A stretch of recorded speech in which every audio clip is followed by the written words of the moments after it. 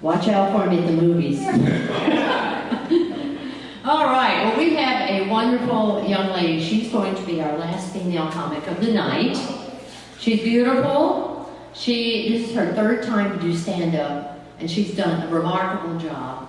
And I like to call her my Russian adopted daughter. Big hand for Victoria Williamson.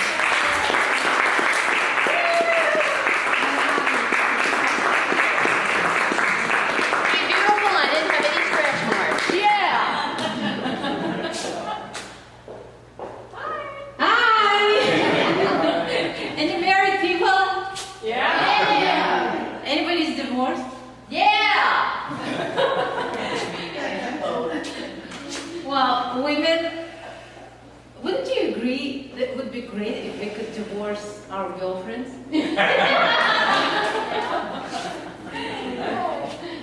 I'm not talking about the ones that on Facebook that you can just unfriend and you don't have to worry about those. I'm talking about the ones that are on mating ritual called dating. And the ones that you pay emotional alimony forever if you tell them the truth. Because with men, it's different. Like, if my husband, this is my husband, my wonderful husband and I, we get in a fight, for example, I put on something sexy, and I feed him, and we make love, and it's all fine. He's fine. He thinks we have a good relationship. But with women, with girlfriends, it's different. For example, my Russian girlfriend, Polina, she gets wants validation from me right away. As soon as she gets into disappointment with her potential husbands, boyfriends, whatever, she has to call me and she has to complain, and that's all she wants to hear from me, that she is perfect, nothing is wrong with her, and there is and he's a loser, and there is a rich man waiting for her to sweep her off her feet. That's all she wants to hear. She doesn't want to hear anything else.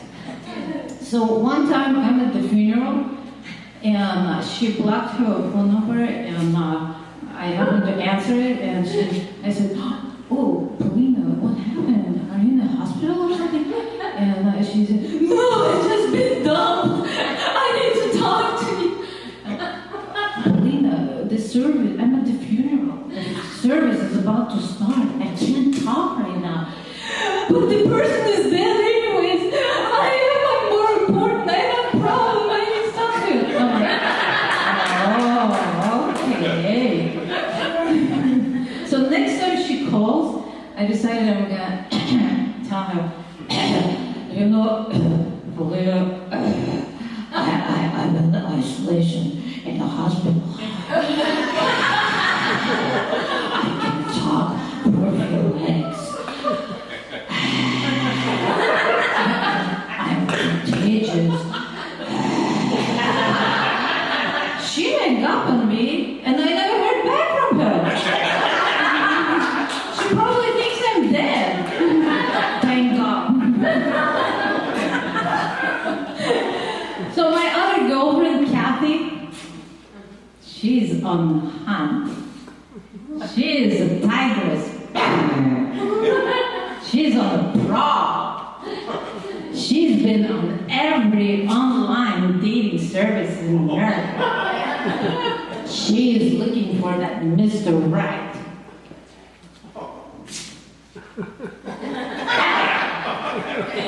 So one time, I go with her to happy hour, and we were sitting and talking. She interrupts me in the middle of a sentence. She said, "Oh, look at him. Isn't he cute?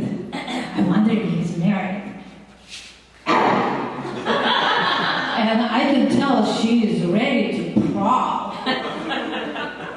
Lipstick, check. Tight dress, check. Cleavage, check. She is ready to just jump on that train. Poor guy.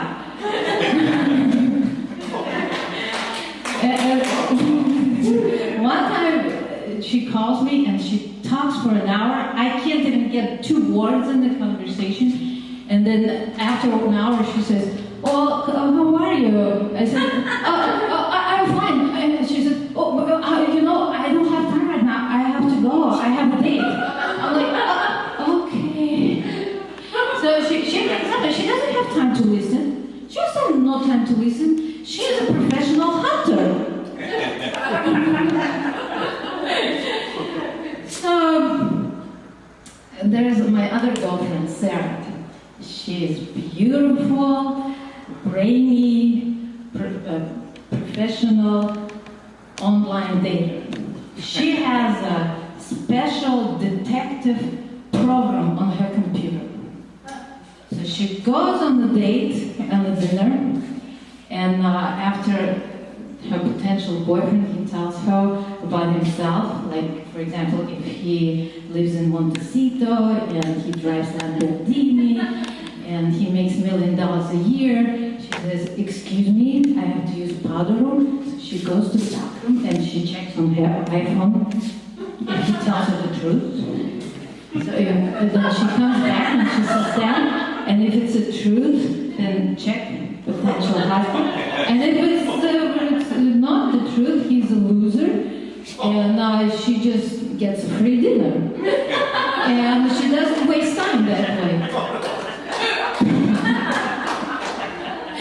She is so good as a detective that Obama administration offered her a job at CIA, and now she's moving to Washington.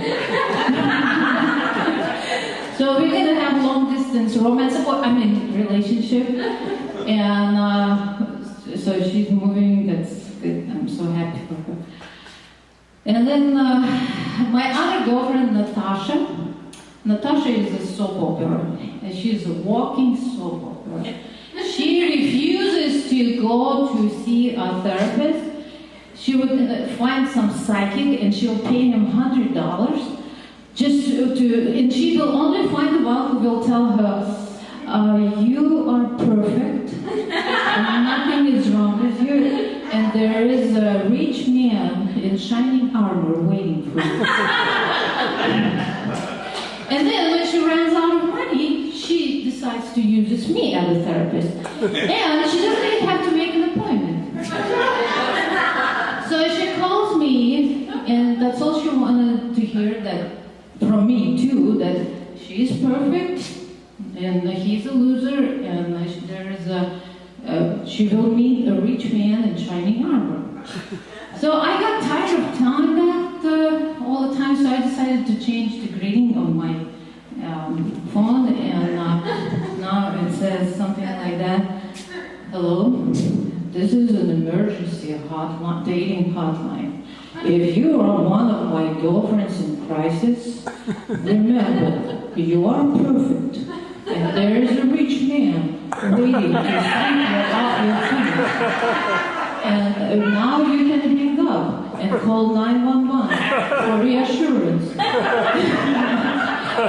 Thank you for using me as a free therapist. Have a nice day."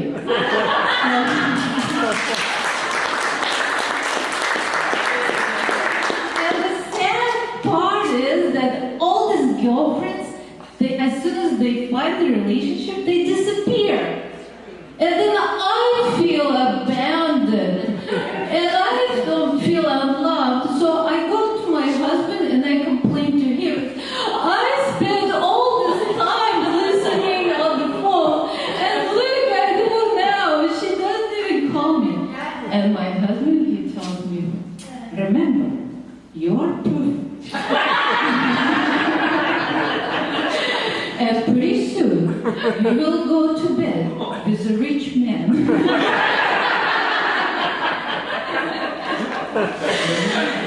And by the way, if any of you recognize yourself, all these names were changed to protect the guilty. And it's not really truth, but there is some truth in it. But actually, there is all truth.